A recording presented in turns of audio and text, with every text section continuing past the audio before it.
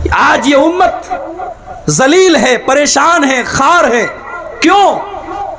क्योंकि इस उम्मत ने अपने आप को कुरान से दूर कर लिया।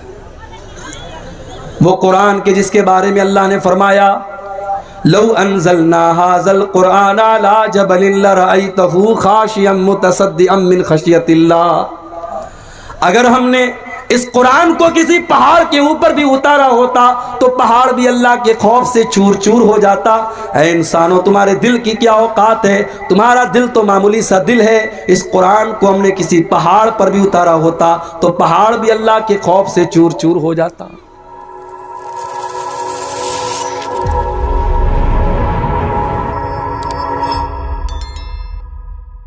से गया होगा तो मुशरिक को मेरे भाई नबी का दामन भी नसीब नहीं होगा।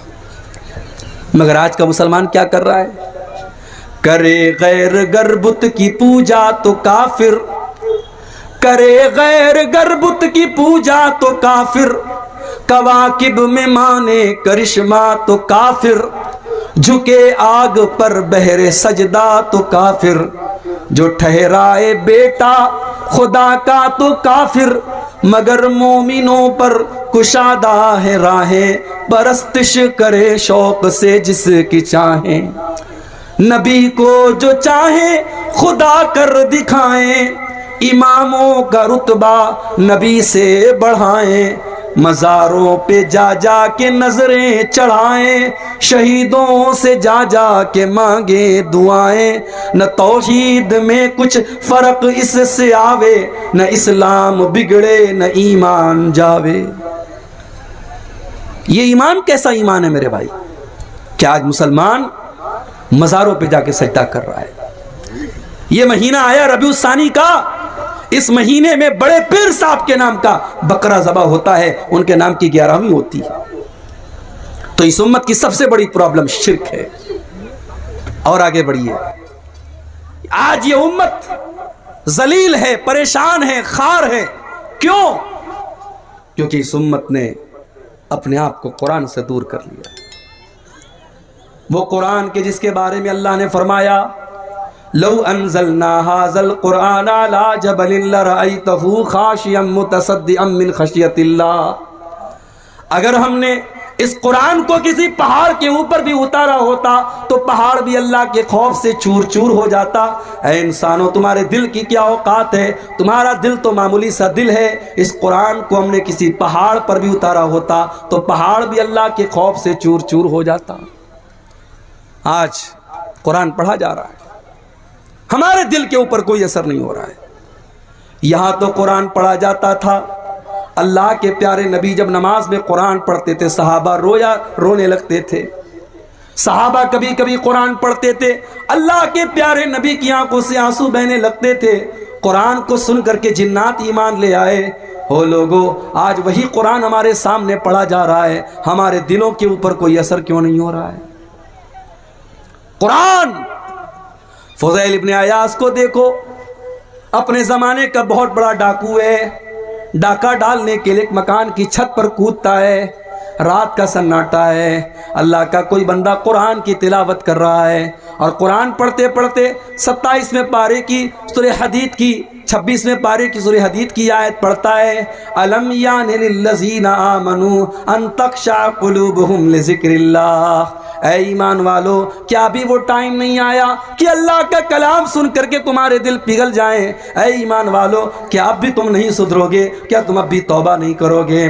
जब फुज़ैल इब्ने अयाज़ के कानों में कुरान की यह आयत पड़ी, फुज़ैल इब्ने अयाज़ ने फ़ौरन अल्लाह की बारगाह में तौबा की और कहा कि ऐ अल्लाह, वो समय आ चुका है, वो वक्त आ चुका है। ऐ अल्लाह, मैं तेरी बारगाह में सच्ची तौबा करता हूँ। और उस दिन के बाद से फुज़ैल इब्ने अयाज़ ने डाका डालना बंद कर दिया और इतने बड़े आबिद बन गए कि अपने ज़माने के सबसे बड़े अल्लाह वालों में उनका शुमार होने लगा और खाने काबा का 24 घंटे खाने काबा के पास वो ज़िंदगी गुजारने लगे।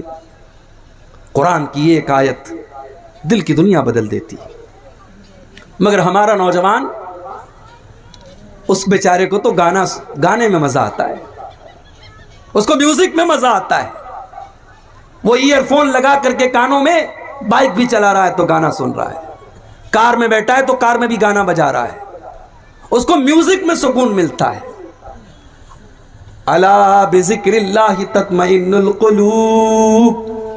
मेरे बंदो तुम अल्लाह को याद किया करो, अल्लाह का जिक्र किया करो। अल्लाह के जिक्र से दिलों को सुकून मिलता है। और जिस दिल को गाने से सुकून मिले, जिस दिल को म्यूजिक से सुकून मिले, समझ जाओ कि वो दिल मुर्दा हो चुका है। उस दिल की जनाजे की नमाज पढ़ लो, वो दिल मुर्दा हो चुका है।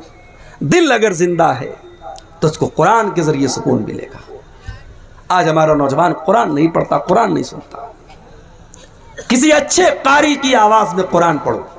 कभी यूट्यूब खोलो, उस पर लिखो सूरह मरियम शेख सऊद अश-शुरैन की आवाज में, सूरह मरियम शेख सुदैस की आवाज में, सूरह रहमान शेख मुअक्किली की आवाज में, शेख मिनशावी की आवाज में सूरह मरियम। किसी अच्छे कारी की आवाज में आप कुरान की तिलावत सुनो मेरे भाई, अल्लाह की कसम आपका दिल बाग बाग हो जाएगा, आपकी रूह सरशार हो जाएगी। अल्लाह के कलाम में आज भी वो कशिश है, वो अट्रैक्शन है, मगर हमने कुरान को तबर्रुक की किताब बना दिया। कुरान की जरूरत कब पड़ती है? भाई भाई में झगड़ा हुआ, चलो कुरान उठाओ कसम खाने के लिए। कुरान की जरूरत कब पड़ती है? कुरान को चूमने के लिए। कुरान की जरूरत कब पड़ती है? कुरान को पढ़ करके किसी को दम करने के लिए नहीं मेरे भाई। कुरान का ये सारा मकसद बाद में है। कुरान का सबसे बड़ा मकसद है कुरान को पढ़ा जाए, कुरान को समझा जाए, कुरान पर गौर किया जाए और कुरान पर अमल किया जाए। तारिक अनवर साहब हमारे दोस्त हैं, मैसेज किया इन्होंने हमको। हमने एक दिन मैसेज नहीं देखा, 2 दिन मैसेज नहीं देखा, 1 हफ्ता गुजर गया, 1 महीना गुजर गया। तारिक साहब ने कई मैसेज हमको किए, हमने मैसेज नहीं देखा। इनको बुरा लगेगा कि नहीं लगेगा? ये सोचेंगे यार दोस्ती का दावा है और मेरा मैसेज भी नहीं देखा जा रहा है।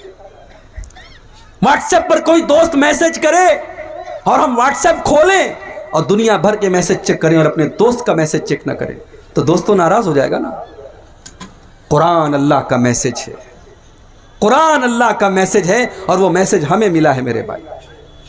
ये मैसेज हमें मिला है और ये इसलिए मिला है कि इस मैसेज को हम पढ़ें और दुनिया को ये मैसेज पढ़ के सुनाएं, मगर हम खुद नहीं पढ़ते। कल कयामत के दिन अल्लाह की अदालत में हमारा गरेबान पकड़ा जाएगा मेरे भाई। अल्लाह के प्यारे नबी हमारा गरेबान पकड़ेंगे और कहेंगे वक़ाल ar-रसूल या रब्बी इन कौम इत्तखज़ू हाज़ल कुरआन महजूरा।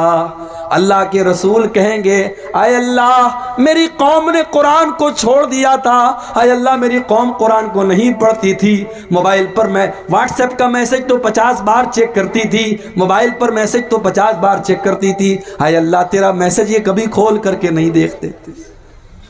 आधा घंटा के लिए सुबह दुकान खोलने जाते हो, आधा घंटा बैठ के तिलावत करो। सुबह नौकरी पे जा रहे हो, जाने के पहले 15 मिनट कुरान की तिलावत कर लो मेरे भाई। दिन भर फुर्सत नहीं मिलती, रात में आओ खाना खाओ। आज तो मोबाइल पर भी कुरान मौजूद है, मोबाइल पर 10 मिनट का टाइम निकालो, थोड़ा सा कुरान पढ़ दो, थोड़ा सा तर्जमा पढ़ दो।